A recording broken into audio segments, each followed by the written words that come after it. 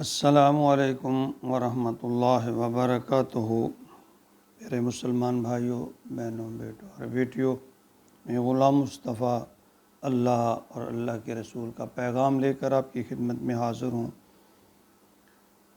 آج کا ہمارا سبق سورہ یونس آیت نمبر 7 اور 8 پر مشتمل ہے۔ اعوذ باللہ من الشیطان الرجیم، بسم اللہ الرحمن الرحیم۔ ان الذین لا یرجون لقاءنا ورضوا بالحیاة الدنیا واطمأنوا بها والذین هم عن آیاتنا غافلون اولئک مأواہم النار بما كانوا یکسبون۔ پچھلی آیات مبارکہ میں مختصر طور پر اللہ کی تخلیق کا بیان تھا، اور اللہ رب العالمین نے انسان کو دعوت فکر دی کہ مظاہر کائنات پر غور و فکر کرو، اور فرمایا ذالکم اللہ ربکم فاعبدوہ، یہی تمہارا رب ہے اور اسی کی عبادت کرو۔ یعنی لوگوں، میں تمہارا رب ہوں اور میری ہی عبادت کرو۔ ان آیات میں فرمایا جا رہا ہے کہ دنیا کی رعنائیاں، ان میں مگن ہو کر بس دنیا کا ہی نہ ہو کر رہ جانا۔ خبردار، تم نے لوٹ کر میرے پاس آنا ہے۔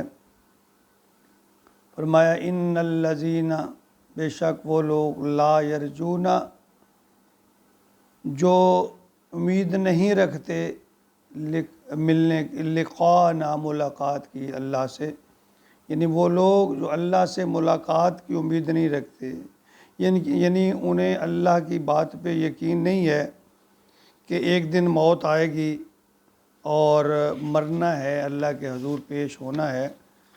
وَرَضُوا بِالْحَيَاةِ الدُّنْيَا، وہ راضی ہو گئے زندگی دنیا کی پر، وَاطْمَأَنُّوا، اور اسی پر مطمئن ہو گئے، بہا، اس پر، وَالَّذِينَ هُمْ عَنْ آیَاتِنَا غَافِلُونَ، اور وہ ہماری آیتوں پر، ہمارے نشانیوں پر، ہمارے احکامات سے غافل ہو گئے۔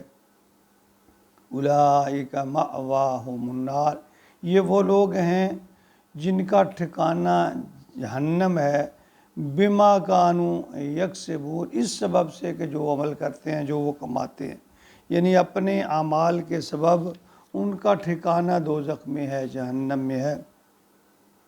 دیکھیے، جو لوگ یوم حساب پر، یوم قیامت پر یقین نہیں رکھتے اور اپنی دنیاوی زندگی کو ہی اخروی زندگی کے سنوارنے کے لیے استعمال نہیں کرتے، وہ روز حساب بہت پچھتائیں گے۔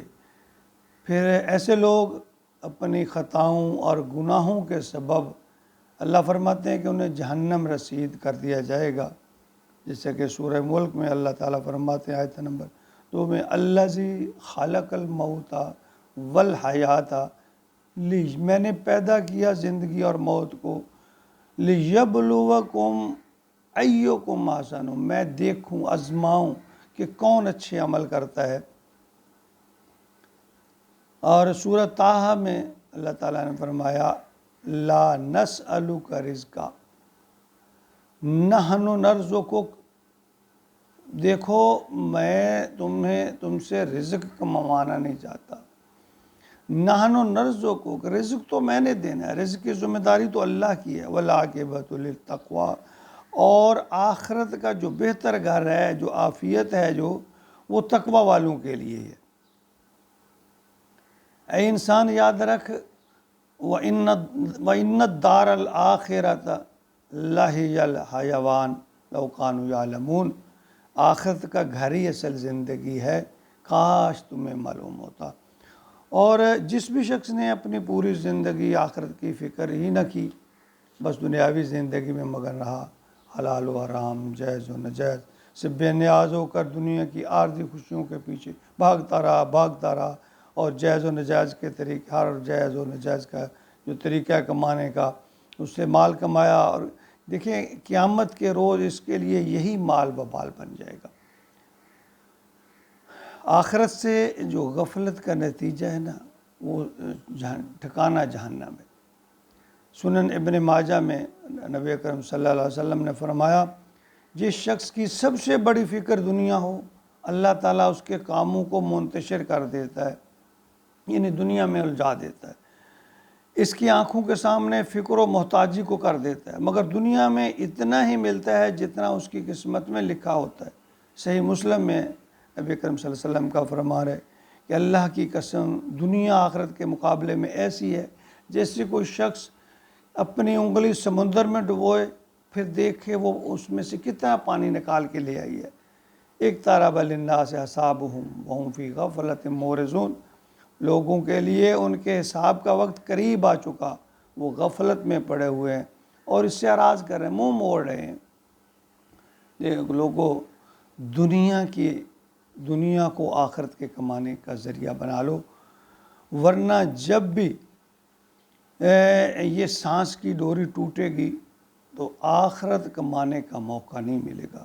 لاکھ پچھتاؤ، لاکھ دعائیں مانگو، دوبارہ دنیاوی زندگی نہیں ملے گی، دوبارہ اپنی اصلاح اور نیکیاں کرنے کا موقع نہیں ملے گا۔